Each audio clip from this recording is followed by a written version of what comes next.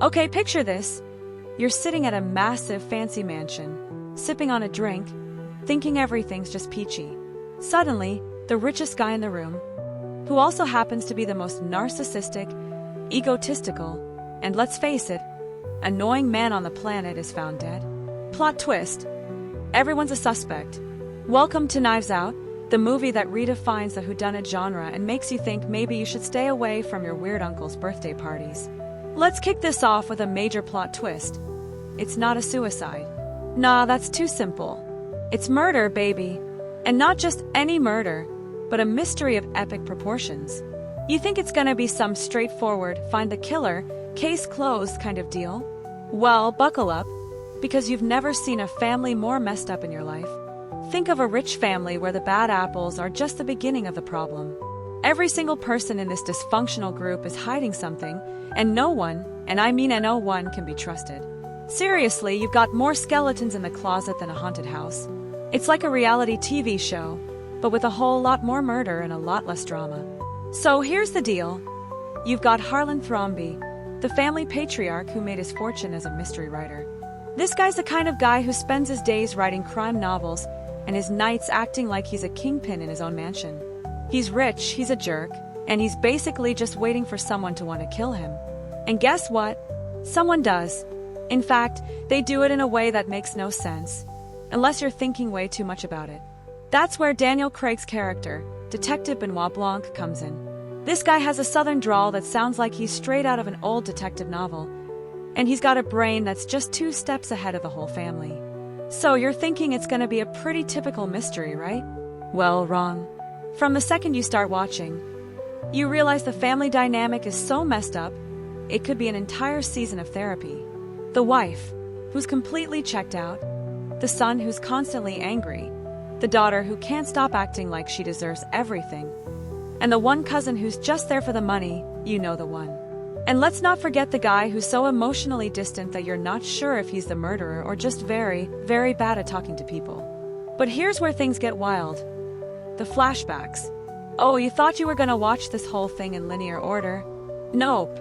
Rian Johnson, the genius director, plays with time in a way that will have you scratching your head, wondering if you missed an important clue, or if you're just too dumb to understand what's happening. The movie plays its cards slowly, revealing new twists with every scene. And just when you think you've got it all figured out, bam. Another curveball. Seriously, it's like the plot just keeps growing legs and running off in different directions. Now, let's talk about the key suspects. First, there's Marta, the nurse who was Harlan's confidant. She's sweet, she's loyal, and she's constantly getting in trouble because she's way too nice. Harlan trusts her, but guess what? Things aren't what they seem, and her position in this whole situation might just be a little more complicated than you think. But spoiler alert, you'll spend most of the movie thinking Marta is the victim here. Poor, innocent Marta who just wanted to do her job. Then there's the rest of the family. My goodness, can we just take a moment to talk about the entitlement in this family? You've got the son-in-law, the wannabe politician, whose goal in life seems to be to get his hands on Harlan's fortune. You've got the daughter, the one who's just angry at the world, and you've got the spoiled grandson who might just be the most unlikable character in the whole movie. They're all hiding secrets, but each of them has something to gain from Harlan's death. And that's where the plot gets really juicy. But the real star of the show is Daniel Craig's Benoit Blanc. This guy's a detective who's so calm and composed, you'd think he was just born in a crime scene. The way he unravels the story with his quirky southern charm is a masterclass in how to keep an audience entertained without even trying. He's got the kind of charisma that makes you want to say, I want to be friends with this guy, even if you know he's investigating a murder. And then there's the ending. Oh, the ending, don't get me started. Just when you think you've figured it out, the final reveal shakes you to your core. The twist isn't just some simple whodunit reveal. Asterisk no, it's a full-blown mental breakdown. The murderer, a twist you didn't see coming. The entire family dynamic, a ticking time bomb ready to explode. By the end, you're left with more questions than answers. How did this family get so messed up? Who can actually be trusted? And why does the one person who could have been the killer get away scot-free? But here's the kicker. Knives Out is more than just a movie about a murder.